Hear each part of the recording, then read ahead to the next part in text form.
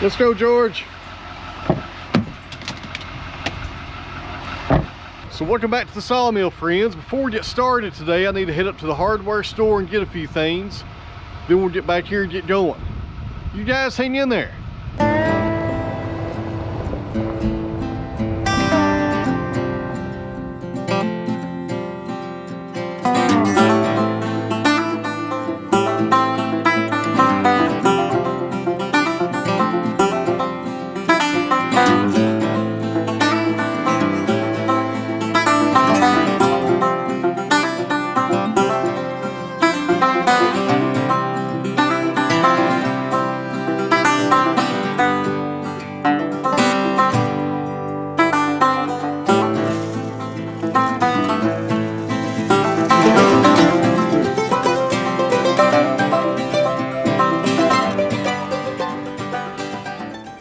If you guys recall, in the last video, we were installing these brackets right here for the horizontal brace post, and they worked really good, but I hated the hardware that came with them. They were kind of cheap.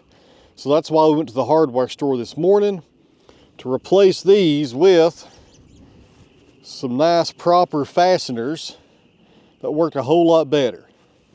These right here should come with that kit. It would save people some headaches, I believe. The screws that come with them are just junk. They don't work really good at all. These little torque bits right here work really good, and it's pretty hard to round them out right there on the ends. Hard to beat right there. A big improvement for these brackets. So the first thing we're going to work on is this corner post over here. Need to put a horizontal brace up and also the wire. Shouldn't take too long. We got some pretty nice weather today. It's warmer than it was yesterday, but that wind, as my grandmother used to say, will cut you in two. All right, about 109 and a half. You guys help me remember that. 109 and a half. Since that brace post is down at the sawmill, we'll just cut it down there since I got some sawhorses. That'll make it a whole lot easier. I don't know about you guys, but I am ready for spring. I tell you what, this has been a rough winter on us here in Tennessee. And I know some of you guys up north in Canada and Michigan and places, you guys have terrible winters, but when you're not used to it, it's kind of bad. I was watching a reel the other day on Instagram, and it was a scene from 1883, that Western they made a few years ago. That was a really good little series right there. And toward the end of it, Tim McGraw, who's the cowboy, is talking to this Indian. And the Indian says, and I'm paraphrasing here, it's been a rough winter. And Tim McGraw was like, yeah, it's been pretty bad, you know. And then the Indian says, all winters are rough. This one is punishment. And that's how we feel in Tennessee this year, I tell you. We usually have decent winters. They're pretty mild, you know, not too bad. I never mind them pretty much. But this winter here feels like punishment.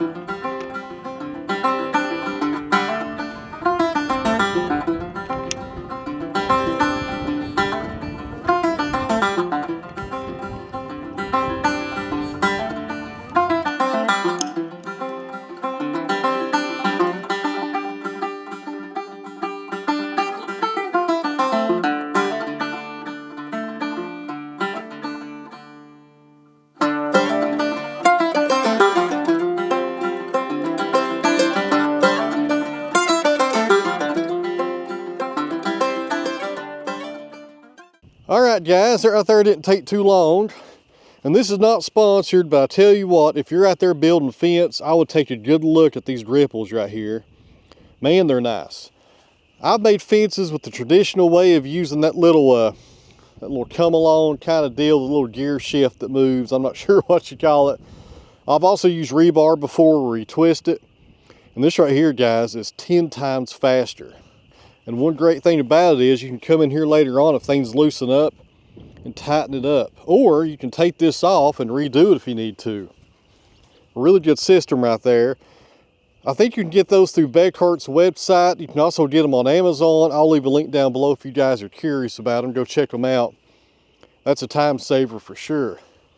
So over here I've been laying out the next post, and this is for the gate. The latch will be right there. It will swing that way because we're going uphill, of course. And right here is where the main post would go for the hinges. This is a 14-foot gate. So I need it to be 14 foot and about 1 inch. I add an inch onto the gate size. Just gives me a little extra play room right there when I hang it. So we need to mark this. I think we got some rabbits over here behind us messing around. We need to mark this and go get the Bommalite and get this hole dug today. That way we can set this post. And after a day or two, we can come up here and put our gate up. I doubt you guys can hear this on camera. But down here in this brush, I tell you what, man, there are rabbits just everywhere in there. You can walk down through here about 20 or 30 feet or so and look to the left the whole time you're walking, and you'll see them running everywhere.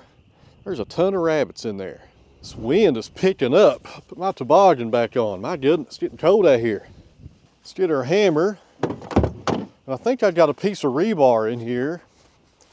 And I'll put a mark where that post is going. I can't find it. Well, this wooden stake will work just fine anyways. And you guys hang in there, because once we get this post set right here, I think we'll run the sawmill for a little while. All right, so 14 foot 1 inch right there. And something else here, guys, this is a question from a previous video as far as the post height goes. Once I'm done and the fence is done, you know, everything's complete and this whole area is fenced in, I'll go around the entire perimeter with the chainsaw and that jig I was using earlier, and I'll cut every one of these at the same height. It'll look pretty good when it's done, but right now it does vary in height just a little.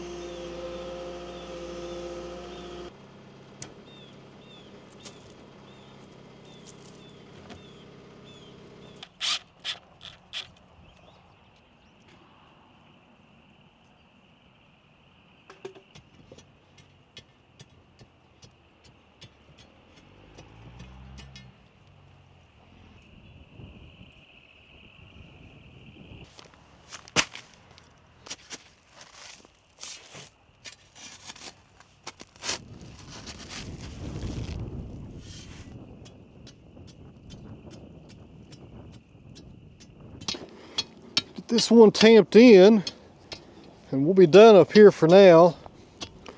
I went ahead off camera and put another bag of concrete in this one. I think that's 120 pounds total of concrete for this post.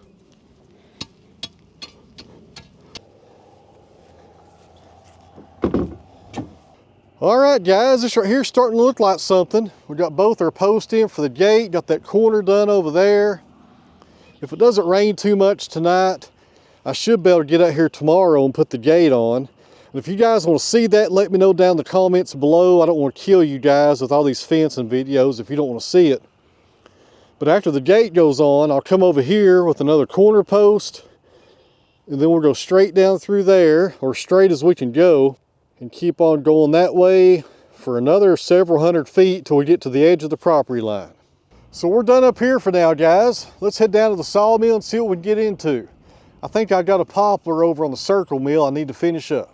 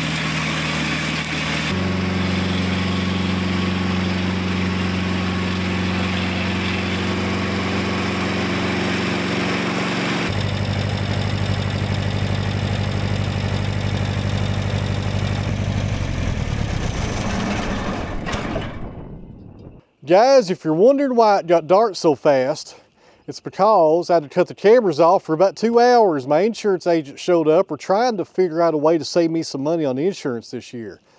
It went up pretty big this year, guys. I tell you what, it went up like 30% on everything, on the sawmill, the house, and everything. We're trying to figure out a way to structure stuff together that might save me some money, but I don't know if it's going to work out for us or not. But he's trying. At least he's trying, you know, or he says he's trying. And the second thing is, we ran out of gas on the sawmill. I run non-ethanol fuel in all my gas engines here at the farm, and I'm completely out of gas. I can't believe I'm out of fuel, to be honest with you, because I try to keep stuff like that in stock here all the time because I hate running out. But things happen sometimes, but I need to do better. And friends, while the insurance guy was here taking pictures of stuff and updating serial numbers, I was looking over my log supply, and my goodness, guys, I have a ton of poplar right here.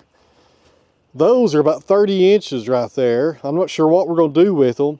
And some smaller ones. I got some hickory in there, got some ash on the very bottom. Kind of surprising to see some ash come in the other day. There's some more ash right there. And all these are tulip poplar. Then over here, I got a few of the root beer logs left. If you're new to this channel, that's sassafras. I call them root beer because it smells like root beer when you saw into them. And those are really rot resistant. I may make some fencing boards out of these for the corral that's going to go around the barn up where the cows are going. That would be a good use for these long, skinny sassafras logs. Or sassafras, my goodness, I can't talk. Look over me. I'm from Tennessee. That would be a good use for these longer sassafras. They're small in the diameter. They're only about 15 inches or so. I could do some 2x6s on these and use these for fence boards because sassafras is extremely rot resistant. It does really good in the elements. A lot of people don't know that, but it really does a good job outside and it will last a long time. It's not as good as white oak, but it's probably right there below it. So guys, we got some storms moving in. I'm hungry and I'm out of fuel, so I guess I'm done for the day. So in closing here, guys, thanks for watching. I really appreciate it. If you don't care, hit that thumbs up button. It won't cost you anything, and I'll see you guys back here on the next video.